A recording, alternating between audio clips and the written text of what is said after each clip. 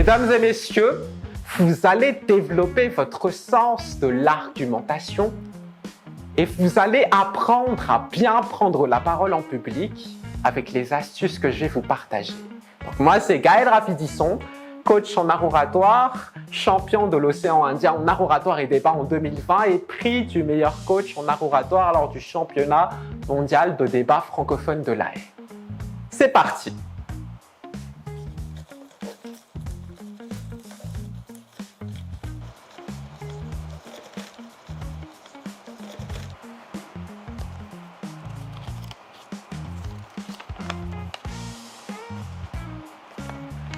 Mesdames, Messieurs, la question du jour, elle est simple, mais elle est fondamentale.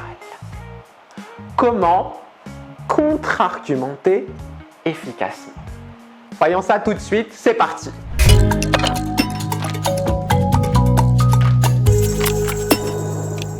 Si votre objectif c'est de bien contre-argumenter, il y a au moins deux choses que vous pouvez faire pour bien le faire. Donc la première, c'est vous attaquer à la rigueur de l'argument de votre interlocuteur dans la discussion. Vous n'êtes pas obligé de déconstruire du début jusqu'à la fin la proposition qui est contraire à la vôtre. Il vous suffira d'apporter des précisions, d'apporter des corrections. Et pour le faire, vous allez vous attaquer à la rigueur, c'est-à-dire à la qualité des informations, à la qualité des preuves, à la véracité des données qu'il vient de vous présenter. C'est pour cela que vous pouvez, par exemple, utiliser des contre-exemples pour dire que ce qu'il propose, que ce que votre interlocuteur propose, que ce que votre contradicteur propose ne peut pas s'appliquer partout et n'est pas vrai tout le temps. Et vous pouvez aussi souligner l'absence de preuves, le manque de preuves pour dire que ce qu'il dit est incomplet et qu'insuffisant. Et ensuite, vous pouvez balancer vos preuves à vous. Donc ça, c'est ce que vous faites lorsque vous vous attaquez à la rigueur.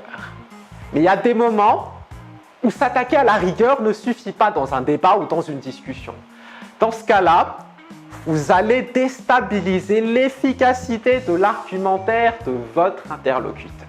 Et là, lorsque je parle d'efficacité, je fais référence à la manière avec laquelle le public pourra réagir par rapport à ses arguments et au déclencheur de ses réactions.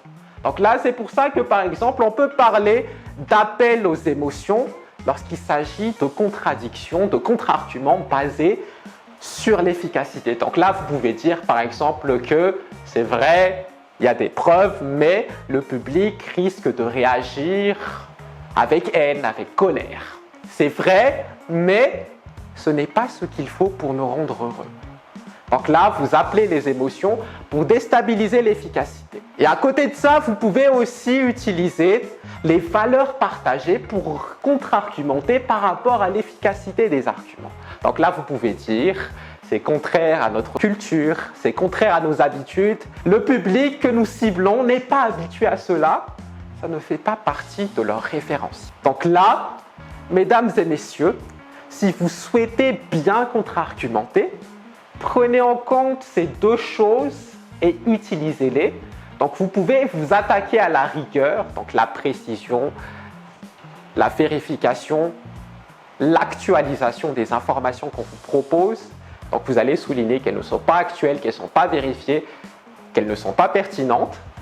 Et de l'autre côté, vous allez vous attaquer à l'efficacité, c'est-à-dire à comment le public va réagir face à cela, en exploitant les valeurs partagées et en appelant aux émotions.